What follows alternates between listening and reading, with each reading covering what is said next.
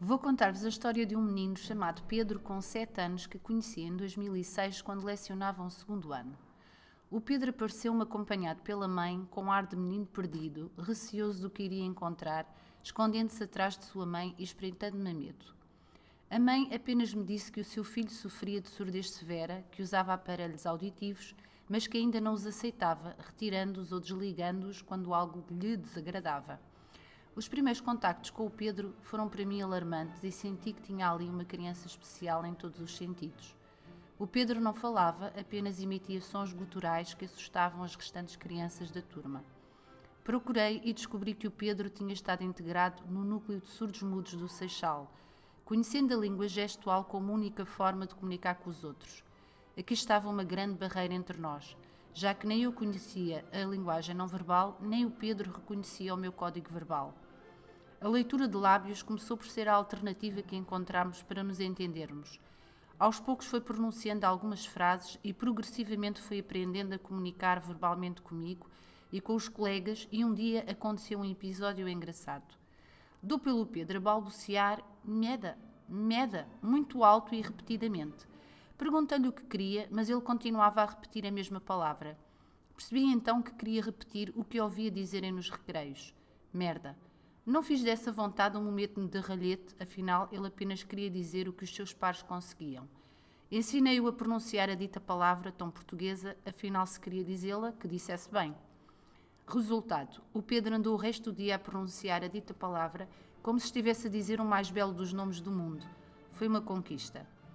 Os dias continuaram a correr, mas as barreiras continuavam. O Pedro retraía-se sempre que eu ou outra pessoa se aproximava dele, tocando-lhe, encolhendo-se como se receasse magoar-se. Em reunião com a colega de educação especial, relatei-lhe as várias atitudes estranhas que observava no Pedro. Os gritos que dava para o lado, como se estivesse outra pessoa ao pé de si, as pancadas que dava na sua própria cabeça, repetindo "não quero, não quero". Depois de muitos esforços e de contactos com os colegas que tinham estado com o Pedro no núcleo do Seixal, confirmámos as nossas suspeitas. Estávamos perante uma criança com autismo.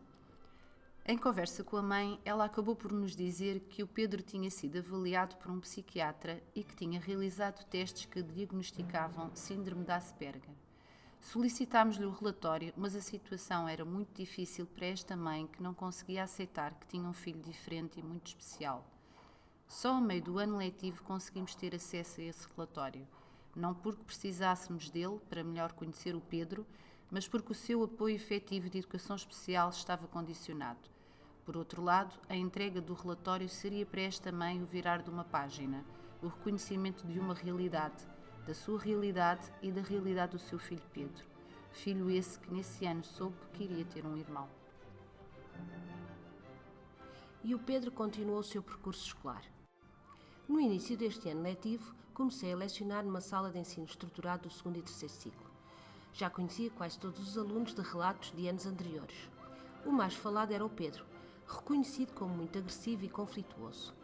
No último ano surgiram problemas recorrentes e graves. Havia falta de comunicação com a docente de educação especial e com a encarregada de educação. O ano finalizou com um conselho de turma em que se propôs que o aluno não frequentasse nenhuma disciplina e fosse completamente afastado da turma. Iniciei o ano letivo com bastante apreensão em relação a este aluno. Como iria chegar até ele? Como o conseguiria integrar na escola? Desde o primeiro dia, entre mim e ele, tudo correu bem. O Pedro é obediente, colaborante e participa com gosto nas atividades propostas na sala de ensino estruturado. Tem participado ativamente nas variadas atividades do grupo turma. Afinal, este não era o jovem problemático de quem tinha ouvido falar. Nos recreios, com os restantes adultos da escola e com os pares, os seus comportamentos tendem a não ser os mais corretos. É preciso algum controlo. Há uma dificuldade de ele compreender e de ser compreendido. A relação da encarregada de educação tem sido amistosa comigo e cordial com a diretora de turma. É disponível e cooperante em todas as solicitações feitas pela escola. Que diferença das atitudes que supostamente tomava no passado. Mas eu não fiz nada de especial. Só me disponibilizei para ouvir, tentar compreender e dar o meu apoio. No princípio do ano, havia um distanciamento dos professores em relação a este aluno. sentindo-se uma quase animosidade entre os docentes e funcionários da escola e o jovem. Neste momento, sou mediadora nas ações, nas atitudes, na adaptação do Pedro. Já é mais aceito por toda a comunidade escolar. Está mais integrado na turma, participando nas assembleias e em 2 das disciplinas. Há um trabalho de parceria entre as docentes de Educação Especial, a diretora de turma, o conselho de turma e os professores das oficinas e clubes que frequenta. A história acaba na esperança que